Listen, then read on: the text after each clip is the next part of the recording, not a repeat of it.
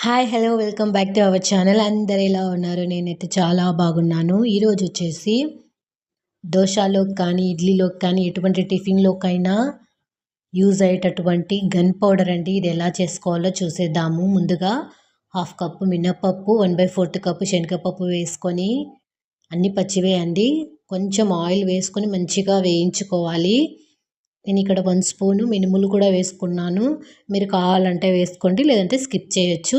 And అందులోనే 1/4 cup తెల్ల నువ్వులు ఉంటాయి కదండీ, అవి కూడా వేసుకున్నాను. వీటినన్నిటిని కూడా మంచిగా వేయించుకోవాలి.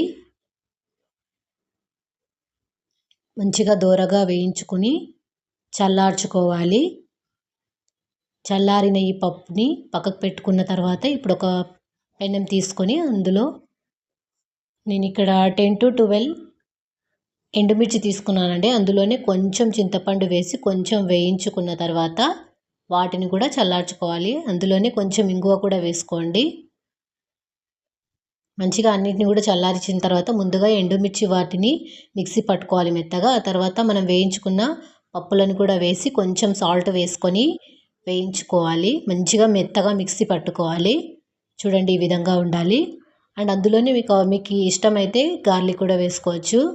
చాలా బాగుంటుందండి ఇది. ఒకసారి మీరు కూడా ట్రై చేయండి. చాలా రోజులు ఫ్రెష్గా నిల్వ కూడా ఉంటుంది. చాలా టేస్టీగా కూడా ఉంటుంది. చాలా హెల్దీ కూడా కదండి. ఇక్కడ నేను మీకు దోశ పైన కూడా వేసి చూపిస్తున్నాను చూడండి. పెనం పైన గరిటతో దోశ బ్యాటర్ వేసుకొని దోశ వేసుకోవాలి.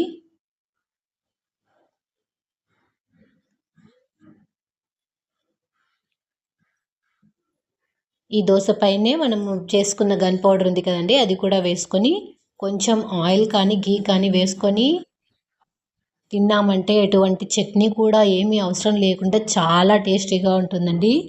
ఒక్కసారి మీరు కూడా ట్రై చేసి నాకు కామెంట్ చేయండి. చాలా హెల్దీ అండి, చాలా టేస్టీగా కూడా ఉంటుంది. ఇంకెందుకండి ఆలస్యం, మీరు కూడా ఒకసారి ట్రై చేసి షేర్ చేయండి. ప్లీజ్ సబ్స్క్రైబ్ చేసుకోండి, సపోర్ట్ చేయండి. Thank you for watching.